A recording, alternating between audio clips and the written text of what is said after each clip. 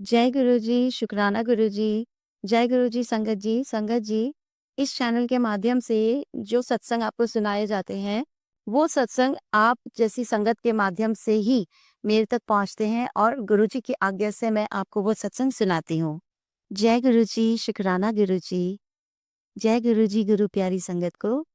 संगत जी, आज जो मैं आपको सत्संग सुनाने जा रही हूँ, वो दिल्ली से मुझे एक आंटी ने भेजा है, लक्ष्मी नगर से। आंटी जी बताते हैं, सबसे पहले तो आंटी जी गुरुजी के मंत्र जाप से इस सत्संग को शुरू करना चाहते हैं और इस सत्संग के माध्यम से बहुत सारी ऐसे सवालों के जवाब हैं जिसमें आपके सवालों के जवाब छुपे हुए हैं। तो इस सत्संग को पूरा सुनिएगा और एंड तक सुनिएगा। सत्संग को बीच में बिल्कुल मत छोड़िएगा। कहते हैं ना, सत्संग सुनने वाले का भी भला होता है और सत्संग सुनाने वाले का भी भला होता है। तो इस सत्संग में आज जो आंटी हमें सुनाने जा रहे हैं अपना सत्संग, हम सबके लिए बहुत ही प्यारा मैसेज है। इसी के मंत्र जाप से शुरू करते हैं। ओम नमः शिवाय, शिव जी सदा सहाय। ओम नमः शिवाय, गुरु जी सदा सहाय। आंटी जी बताती हैं कि उनके घर पे गुरु जी का स्वरूप नहीं, स्वरूप उनके घर में स्वरूप आने से पहले वो कई बार गुरु जी के बड़े मंदिर जा चुकी थी। उनको बहुत अच्छा फील होता है बड़े मंदिर जाने के बाद।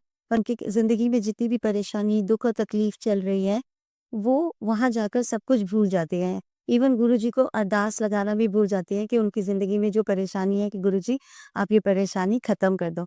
उनको वहाँ जाकर इतना, इतना अच्छा लगता है। आंटी बताती हैं कि उनके पास बहुत दिनों से एक मैसेज आ रहा था कि बड़े मंदिर आओ और तांबे का लोटा ब्लेस करवा ले। तो एक दिन आंटी ने अंकल से कहा कि आज संडे है, तो कल हम है ना गुरुजी के मंदिर चलते हैं, वहाँ से ना गुरुजी का स्वरूप भी लेकर आते हैं। आंटी ने सोचा कि जब गुरुजी बार-बार कह रहे हैं कि लोटा लेकर आ तांबे का, उससे ब्लेस करवा। तो आंटी जी ने सोचा कि जब लोटा ब्लेस करवाने जा ही रही हूँ, तो मैं गुरुजी का वहाँ से स्वरूप भी ले आऊँगी। आंटी जी अंकल ऑफ़िस से छुट्टी करा के अंकल से कहती है कि आज आप प्लीज़ मुझे बड़े मंदिर ले चलो। मुझे घर में अपने गुरुजी का स्वरूप लेकर आना है। मुझे विश्वास है कि गुरुजी का स्वरूप जिस दिन अपने घर में आ जाएगा, हमारे घर की और परेशानी, दुःख और तकलीफ सब गुरुजी अपने ऊपर ले लेंगे और मैं सब कुछ वो ख़त्म कर लेंगे। जब वो यहाँ विराजेंगे हम घर के अंदर, तो गुरुजी अपनी आँखों से सब कुछ परेशानियाँ देखेंगे और वो परेशानियाँ जल्दी खत्म हो जाएगी। और मैं ब्लेस किया हुआ लोटा है जो गुरुजी के मंदिर से ब्लेस करवा के लाऊँगी, वो भी मैं उनके सामने रात को रख दिया करूँगी जल प्रसाद रख के और सुबह हम सब पी लिया करेंगे। आंटी का ये विश्वास था। तो अंकल भी मान गए, अंकल अपनी ऑफ़िस की छुट्टी करके ले जाने लगे। आंटी ने सोचा पहले तो हम है ना तांबे का लोटा खरीदते हैं मार्केट से, उसके बाद हम सीधा मंदिर जाएँगे, वहाँ से गुरुजी का स्वरूप लेकर आएँगे।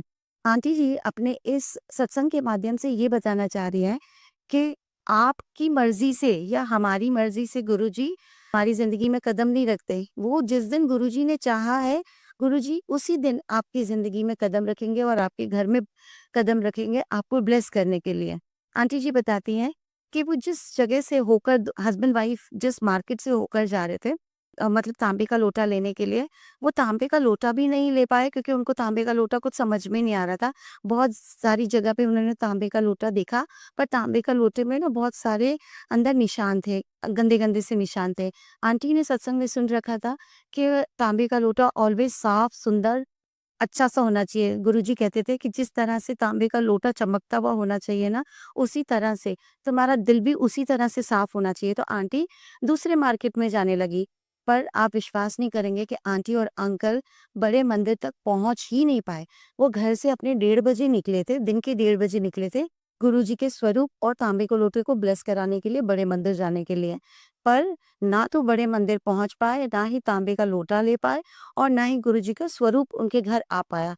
आंटी और अंकल के साथ ऐसा मेजर एक्सीडेंट होते-होते बचा कि आंटी अंकल बहुत बुरी तरह से डर गए और लौटकर उनको घर आना पड़ा। मतलब बहुत मेजर एक्सीडेंट होता-होता उनका बच गया, जिससे आंटी अंकल बहुत बुरी तरह से डर कर अपने घर वापस लौट आए। और आंटी के मन में बार-बार यही सवाल था, गुरुजी मैं आपके दर के लिए आने के लिए निकली थी। आपने तो कहा था कि तांबे का लोटा लेकर आप ब्लेस करूँगा। मैं तांबे का लोटा ही तो लेने निकली थी और मैंने चाहा था कि जब मैं तांबे का लोटा ब्लेस करवाने के लिए जा ही रही हूँ, तो मैं आपका स्वरूप भी लेकर आ जाऊँगी। ना स्वरूप आया, ना ही तांबे का लोटा मैं ब्लेस कर पाई, ना ही मैं आपके मंदिर तक पहुँच पाई। ये कैसी विडंबना है? आप ही बताइए गुरुजी, क्या मैं गलत काम के लिए निकली थी? आंटी के मन में बहुत सारे वहम आ रहे थे। पर आंटी को उनके सवाल के जवाब नहीं मिल रहे थे। आंटी बहुत दुखी हुई, बहुत दुखी हुई। 2 दिन तक, मतलब सोमवार के दिन आंटी निकली, मंगल निकल गया, बुधवार निकल गया, पर आंटी का मन ही नहीं लग रहा था। आंटी को ऐसा लग रहा था कि गुरुजी का स्वरूप लाने से पहले ही इतना सब कुछ नेगेटिव हो गया है, तो पता नहीं आगे क्या होगा। आंटी बस बात इस हादसे को भूलने की कोशिश कर ही रहे थे कि आंटी के पास एक ग्रुप में एक मैसेज आया। ग्रुप में मैसेज आया कि अगर किसी को गुरुजी का स्वरूप चाहिए, तो आप इस नंबर पे कॉन्टैक्ट कर सकते हैं। तो आंटी ने सोचा कि जब गुरुजी का स्वरूप मैं लेने निकली थी, तब तो गुरुजी आए नहीं, फिर मैं यहाँ भी बोलकर क्या करूँगी? आंटी ने उस मैसेज को भी मतलब इग्नोर कर दिया। फिर आंटी ना इंस्टाग्राम देख रहे थे। आंटी के पास एक मैसेज आया, वो गुरुजी जितनी भी संगत है जो इंस्टाग्राम के ऊपर मैसेजेस डालती हैं, पे वो मैसेज लिखा था, मेरा स्वरूप कभी पैसे नाल खरीद के ना लाइयो। आंटी ने ये सोच लिया था, चलो कोई नहीं, बड़े मंदिर से जब अगर स्वरूप नहीं आ पाया, मैं वहां नहीं जा पाई, तो मैं प्रिंट आउट निकलवा के और पैसे से ले आऊंगी।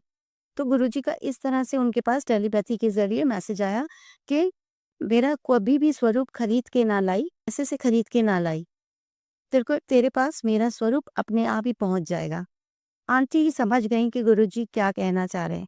वो तुरंत वो मैसेज आया था जिसमें उन्होंने ये पढ़ा था, अगर किसी को भी गुरुजी का स्वरूप और गुरुजी की ब्लेसिंग्स चाहिए तो इसको नंबर पे कॉन्टैक्ट कर सकता है।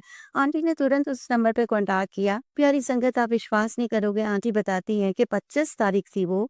25 तारीख को आंटी ने उस नंबर पे कॉन्टैक्ट किया। अंकल ने कहा कि मेरा छोटा भाई है जो ये गुरुजी के स्वरूप की ने ये ब्लेसिंग्स दे रखी है, आदेश दे रखा है कि वो घर-घर तक जिनके पास गुरुजी का स्वरूप नहीं है, किसी को अगर ज़रूरत है या फिर कोई अपने घर पे गुरुजी का स्वरूप लेना चाहता है, तो वो फ्री ऑफ कॉस्ट वहाँ से देते हैं।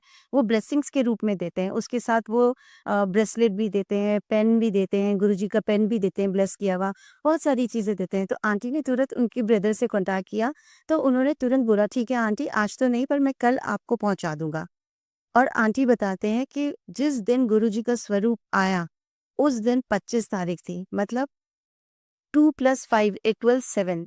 गुरुजी ने 7 नंबर से उनको ब्लेस किया। आंटी बड़ी खुश हुई जब गुरुजी का स्वरूप उनके यहाँ पे बड़े मंदिर वाला जो पीले चोले वाला है ना, वो उनके घर आया। आंटी की खुशी का ठिकाना नहीं, आंटी रो पड़े। आंटी कहती है मेरे खुशी के आंसू आ गए कि मैं कुछ टाइम पहले तक गुरुजी से सिर्फ इतनी बातें मेरे दिमाग में नेगेटिव चल रही थी। मैं गुरुजी से ये सवाल आपके आदेश को मानने के लिए निकली थी, पर हाँ, मेरे को ये नहीं सोचना चाहिए था कि मैं आपके स्वरूप को लेने जा रही हूँ। मैं ये भूल गई थी कि जहाँ भी आपको कदम रखना होता है, जिस घर को आपको ब्लेस करना होता है, वहाँ गुरुजी स्वयं आते हैं, को उन्हें नहीं लाना पड़ता। इसलिए गुरुजी के सामने आंटी नतमस्तक होकर उनसे माफ़ी माँगती हैं। कहना चाहती हैं कि गुरुजी आप प्लीज़ मुझे माफ़ कीजिएगा कि मेरे मन में इस तरह का भाव आया कि मैं आपको लेने निकली थी। मुझे माफ़ कीजिएगा गुरुजी, और आप जब आ ही गए हो इस घर के अंदर, तो आंटी को ये भी विश्वास है कि जब गुरुजी को मेरे इस भाव का पता था कि मैं प्यार से गुरुजी को इस घर में लेकर आना चाहती हूँ, तो गुरुजी आए, अपनी मर्ज़ी से आए और उन्होंने मेरी बात भी रखी कि हाँ, गुरुजी इस घर में आए, उनका स्वरूप होना चाहिए, इसलिए वो घर में आ भी गए। आज मैं उनके सामने बैठ के आपको सत्संग भी कर रही हूँ, और ये सत्संग मेरे लिए बहुत बड़ा सत्संग है और मेरी ज़िंदगी का पहला सत्संग है जो मैं इस चैनल के माध्यम से तक पहुँचा रही हूँ। गुरुजी, आपका अनंतम, अनंतम, अनंतम शुक्राना कि आपने मेरी छोटी-सी कुटिया में अपने चरण डाले। बस अब मैं इतना जानती हूँ कि आज जब आप मेरी अपनी बेटी की खुशी के लिए इस घर के अंदर अपने चरण डाल चुके हैं, तो आगे भी सब कुछ अच्छा ही करेंगे। इसी विश्वास के साथ मैं एक बार फिर आपका शुक्राना करना चाहती हूँ, और इस चैनल के माध्यम से जो भी आंटी सत्संग सुनाते हैं, आप उन्हें भी ब्लेस कीजिए गुरु। आपका बस मैं शुक्राना करना चाहती हूँ। जय गुरुजी, शुक्राना गुरुजी, अनंतम, अनंतम, अनंतम शुक्राना।